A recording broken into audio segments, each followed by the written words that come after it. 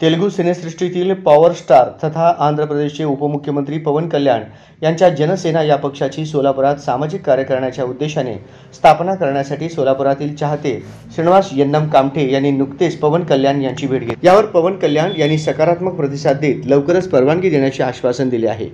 त्यामुळे लवकरच सोलापुरात जनसेना सक्रिय होण्याचे संकेत आहेत। आंध्र प्रदेशात सध्या तेलुगू देशम, जनसेना व भाजप पक्षाची युती आहे। पवन कल्याण हे आंध्रचे उपमुख्यमंत्री असून पूर्वाश्रमीचे ते प्रसिद्ध अभिनेते आहेत। प्रख्यात तेलुगू अभिनेता चिरंजीवी यांचे ते कनिष्ठ बंधू आहेत। सोलापुरात चिरंजीवी सोबतच पवन कल्याण यांचे देखील चाहते आहेत। पवन कल्याण राजकीय क्षेत्रात येण्यापूर्वी त्यांचे मोठे बंधू मेगास्टार चिरंजीवी यांनी सन 2008च्या आसपास चिरंजीवी यांनी राजकारणात नशीब आजमावण्याचा प्रयत्न केला। त्यांनी प्रजाराज्यम या पक्षाची स्थापना केली होती।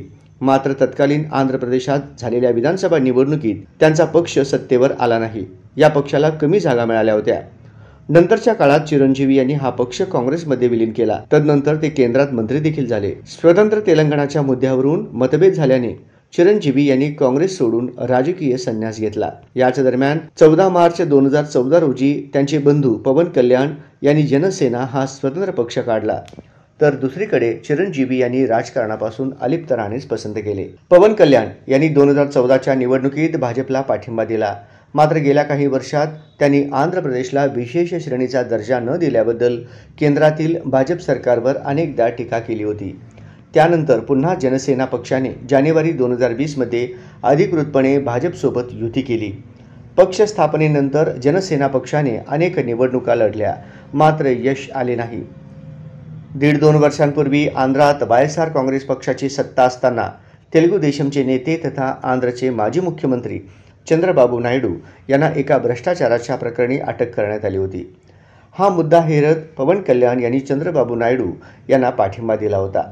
या पार्श्वभूमीवर गतवर्षी आंध्रात झालेल्या विधानसभा निवडणुकीत भाजप, तेलुगू देशम, जनसेना या पक्षांच्या युतीने वायएसआर पक्षाला पराभूत करून सत्ता हस्तगत केली।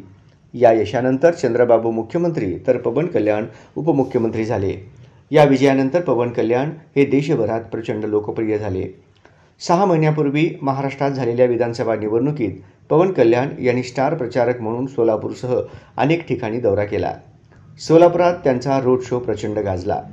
महाराष्ट्रात पवन कल्याण ज्या मतदारसंघात येऊन गेले त्या सर्व जागांवर महायुतीचे उमेदवार निवडून आले हे विशेष। यामुळे पवन कल्याण यांच्या महाराष्ट्रातील विशेष करून सोलापुरातील चाहत्यांचा हुरूप वाढला आहे। सोलापुरात श्रीनिवास यन्नम कामटे यांनी स्थापन केलेल्या पवन कल्याण फॅन्स असोसिएशनच्या माध्यमातून गत काही वर्षांपासून सामाजिक कार्य सुरू आहे। यन्नम यांच्यासह शेकडो चाहत्यांची जनसेना पक्षाची शाखा सोलापुरात सुरू व्हावी अशी इच्छा आहे। श्रीनिवास यन्नम यांनी जनसेनेची सोलापुरात शाखा काढण्याबाबत पक्षाशी 5 महिन्यांपूर्वी ईमेलवरून पत्रव्यवहार केला होता। तेव्हापासून यन्नम हे सातत्याने पक्षाच्या संपर्कात आहेत। नुकतेच त्यांनी विजयवाडा येथे जाऊन पवन कल्याण यांची भेट घेतली। यावेळी यन्नम यांनी सोलापुरात त्यांनी केलेल्या सामाजिक कार्याचा अहवाल पवन कल्याण यांना दिला। हा अहवाल पाहून पवन कल्याण यांनी आनंद व्यक्त करत लवकरच सोलापुरात सामाजिक कार्यासाठी पक्ष स्थापन करण्यास संमती देऊ अशी ग्वाही दिली। एकंदर सोलापुरात जनसेना पक्षाची शाखा स्थापन करण्याच्या हालचालींना वेग आला आहे। पक्षाकडून परवानगी मिळताच पक्ष स्थापन करून सामाजिक कार्याला जोरदार सुरुवात होणार आहे।